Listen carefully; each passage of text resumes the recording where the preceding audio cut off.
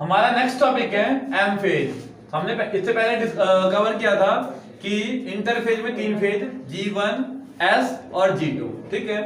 फिर हम पढ़ते हैं G0 फेज क्या होता है। इस बीच में एक G0 फेज होता है, क्वेसेंट फेज बोलते हैं इसको हम। क्वेसेंट फेज क्या होता है बच्चों कि फ्यू सेल्स जैसे कि तुम्हारा कार्डियक सेल हो गया, एंटर इनटू दिस फेज। सारे सेल्स प्रवेश नहीं करते हैं, कुछ कोशिकाएं होती है जो कि G0 फेज में प्रवेश करती है। G0 फेज इसलिए बोल रहे हैं कि यहाँ पे कुछ भी नहीं होता, ना डीएनए सिंथेसिस होता है, ना प्रोटीन सिंथेसिस होता है, ना सेल डिवीजन होता है, कुछ भी नहीं होता है। तो ये कार्डियक सेल एक एग्जांपल है इसका। कार्डियक सेल G0 फेज में क्वेसेंट सुप्त प्रावस्था में प्रवेश करता है, बाकी और कोई नहीं करता, कुछ सेल ही होती है। अब आते हैं हमारा इसके बाद एम फेज होता है, माइटोसिस फेज होता है, समसूत्री विभाजन बोलते हैं। इसमें एक कोशिका 2 कोशिकाओं में विभाजित हो जाता है। One mother cell divide into 2 daughter cell. एक मात्र कोशिका 2 पुत्री कोशिकाओं में बट जाता है, ठीक है। एक्टिव डिवाइडिंग फेज है ये, ठीक है। सबसे ज्यादा सक्रिय विभाजन वाला प्रावस्था होता है। 2 फेज में कंप्लीट होता है, कैरियोकाइनेसिस और साइटोकाइनेसिस, केंद्रक विभाजन और कोशिका द्रव विभाजन। यहाँ पे न्यूक्लियस का डिवीजन होगा और यहाँ पे साइटोप्लाज्म कोशिका द्रव का विभाजन होगा। इंपोर्टेंस क्या है इसका बच्चों?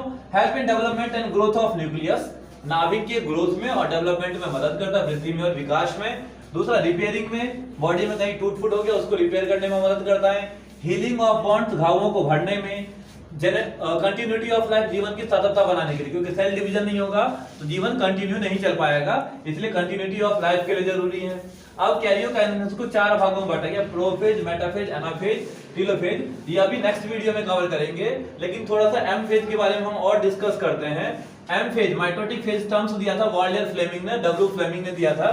सीन इन एनिमल, सबसे पहले इसको जानवर में उन्होंने देखा था, डब्ल्यू फ्लेमिंग ने, ठीक है। और प्लांट्स के अंदर में इसको स्ट्रॉसबर्गर ने देखा था, स्ट्रॉसबर्गर ने। इस प्रोसेस के अंदर में एक मदर सेल 2 डॉटर सेल में टूट जाता है, एक मात्र कोशिका 2 पुत्री कोशिकाओं में बढ़ जाता है। और बेस्ट अगर मैं बोलूं कि पूरे स्टेज को, कैरियोकाइनेसिस को या फिर एम फेज को स्टडी करने का सबसे अच्छा मटेरियल कौन सा है, तो अनियन रूट टिप। क्योंकि अनियन रूट टिप पे जब हम स्टडी करते हैं, माइक्रोस्कोपिक स्टडी करते हैं, तो हमको स्ट्रक्चर क्लियर कट दिखता है, अच्छे से स्ट्रक्चर दिखता है, इसलिए स्टडी के लिए बेस्ट मटेरियल हमारा अनियन रूट टिप है।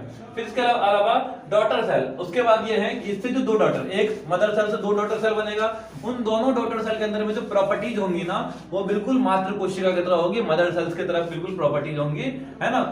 जितने भी क्वालिटेटिव प्रॉपर्टीज होती है वो सारा वैसे होगा।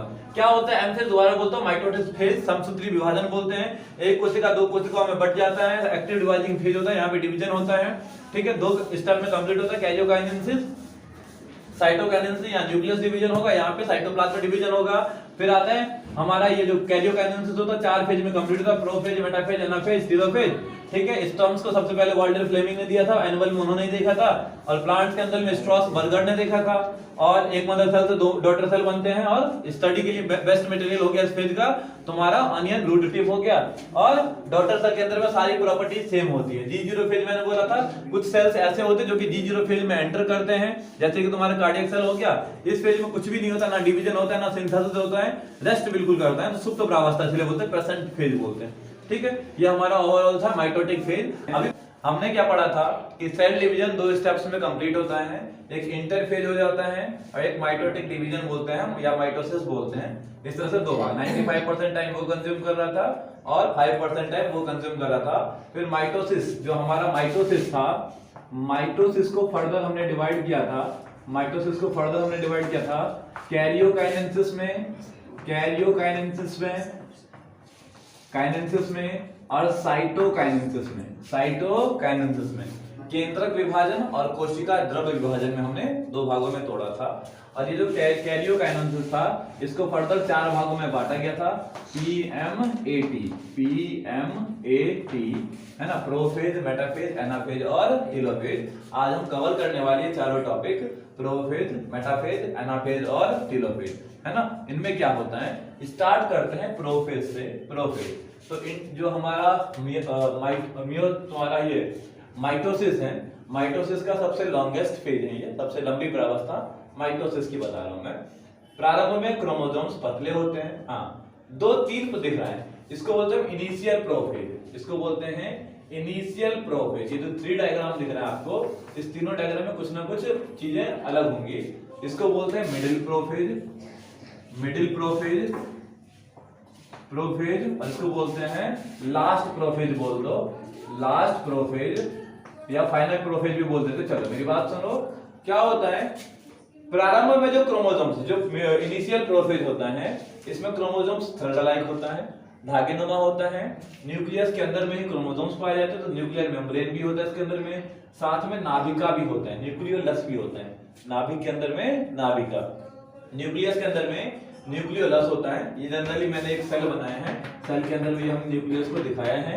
न्यूक्लियस के अंदर में जो क्रोमोसोम्स हैं वो थ्रेड लाइक होते हैं, क्रोमेटिन धागे, क्रोमोसोम्स क्रोमेटिन के फॉर्म में रहते हैं, धागे थ्रेड नुमा संरचना होता है, ये क्रोमेटिन नेट बोलते हैं, क्रोमेटिन जाल के रूप में रहता है, ठीक है। फिर सेकंड फेज स्टार्ट होता है मिडिल प्रोफेज के अंदर में, ये क्रोमोसोम्स जो होते हैं after some time this chromatin thread coil, इसके बाद ये जो क्रोमोसोम्स होते हैं, क्रोमेटिन थ्रेड होते हैं, ये कॉइल्ड हो जाते हैं, आपस में सिकुड़ मतलब उड़ते हैं और ये इस प्रकार का कुछ संरचना बना देते हैं, कुछ इस प्रकार के स्ट्रक्चर बना देते हैं। ये मिडिल प्रोफेज के अंदर में इस प्रकार का संरचना दिखता है बच्चों। अभी तक न्यूक्लियोलस ऐसे ही है, जिस नाभिका बोल रहे थे वो ऐसे कैसे ही है ना। इसके अलावा तुमने सेंट्रोसोम्स, अभी जब हमने सेल पढ़ा था तो हमने सेंट्रोसोम्स पढ़े थे, तो सेंट्रोसोम्स डिवाइड करता है, बीच में यहाँ पे सेंट्रोसोम्स था, तो सेंट्रोसोम्स डिवाइड करके दो सेंट्रियोल्स बनाएगा, दो सेंट्रियोल्स बनाएगा जो सेल के दोनों ओर की तरफ मूव करने लगेगा, इसी मिडिल प्रोफेज के अंदर में। फिर आता है थर्ड वाला प्रोफेज, थर्ड लास्ट प्रोफेज बोलते हैं इसके अंदर में। तो लास्ट में क्या होगा, एट लास्ट, लास्ट के अंदर में क्या होगा बच्चों, जो न्यूक्लियर मेम्ब्रेन होगा, जो नाभिक झिल्ली होगी, न्यूक्लियर मेम्ब्रेन वो गायब हो जाएगा, डिसअपियर हो जाएगा, है कि नहीं है। न्यूक्लियर मेम्ब्रेन वो डिसअपियर होने लगता है, डिसअपियर होने लगता है। उसके अलावा जो न्यूक्लियोलस होता है, न्यूक्लियर मेम्ब्रेन और साथ में नाभिका भी, न्यूक्लियोलस जो होता है वो भी क्या होता है, डिसअपियर हो जाता है, ठीक है कि नहीं है। उसके अलावा जो स्पिंडल फाइबर, ये जो मैंने बोला था सेंट्रियोल्स, सेंट्रोसोम्स का डिवीजन होगा, दो सेंट्रियोल्स बन जाएंगे, दोनों सेंट्रियोल्स एंड में चले जाएंगे। एनिमल सेल के अंदर में ऐसा सिर्फ होता है, एनिमल सेल के अंदर में सेंट्रियोल्स बन जाते हैं जो साइड में बिल्कुल टॉप पे चले जाते हैं, और इसमें जो है कुछ फाइबर बनाते हैं, उसको स्पिंडल फाइबर बोलते हैं, सर्कुतंतु। तो और क्या होता है बच्चों, स्पिंडल फाइबर का फॉर्मेशन होता है, स्पिंडल फाइबर का फॉर्मेशन होता है, स्पिंडल फाइबर फॉर्मेशन भी होता है। एक बार दोबारा बताता हूं मैं, प्रोफेज क्या होता है। माइटोसिस का दो स्टेप में कंप्लीट होता है, कैरियोकाइनेसिस, साइटोकाइनेसिस, केंद्रक विभाजन और कोशिकाद्रव्य विभाजन। जो केंद्रक विभाजन है, कैरियोकाइनेसिस है, वो 4 स्टेप्स में कंप्लीट होते हैं, PMAT, प्रोफेज, मेटाफेज, एनाफेज और टेलोफेज। प्रोफेज हम स्टडी कर रहे हैं, तो माइटोसिस में सबसे लंबी प्रावस्था होती है प्रोफेज। प्रारंभ में 3 स्टेप में, 3 डायग्राम दिख रहे हैं, इट मींस 3 स्टेप में क्लियर होंगे। अर्ली प्रोफेज बोलते हैं हम इसको, या इनिशियली प्रोफेज बोलते हैं, मिडिल प्रोफेज और लास्ट या फाइनल प्रोफेज बोलते हैं हम इसको, ठीक है।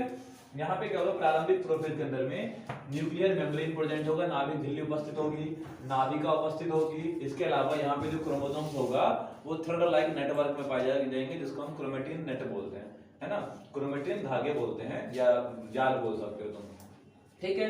मिडिल प्रोफेज के अंदर में क्या होगा बच्चों, ये जो क्रोमेटिन थ्रेड होते हैं, क्रोमेटिन नेट होते हैं, ये कॉइल्ड हो जाते हैं और कुछ इस प्रकार का संरचना बनाते हैं, कुछ इस प्रकार का स्ट्रक्चर बनाते हैं, ठीक है। इसके अलावा इस पेज में क्या होता है, जो सेंट्रोसोम्स होता है वो डिवाइड करता है और दो सेंट्रियोल्स बनाते हैं, जो कि दोनों एंड की ओर मूव करने लगता है, ठीक है। फिर लास्ट प्रोफेज या फाइनल प्रोफेज में क्या होता है बच्चों, तो ये न्यूक्लियर मेम्ब्रेन था, ये वाला जो न्यूक्लियर मेम्ब्रेन था, ये न्यूक्लियर मेम्ब्रेन डिसअपियर हो जाता है, साथ में न्यूक्लियोलस भी डिसअपियर हो जाता है, और ये जो हमारा सेंट्रियोल्स हैं, ये स्पिंडल फाइबर का फॉर्मेशन करता है। स्पिंडल फाइबर्स और एनिमल सेल के अंदर भी ये वाला स्टेप होता है, ये जो स्टेप होता है एनिमल सेल के अंदर में होता है।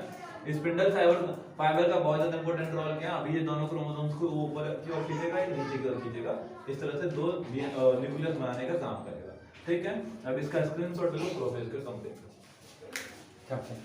किसको लिखना है तो देख लो।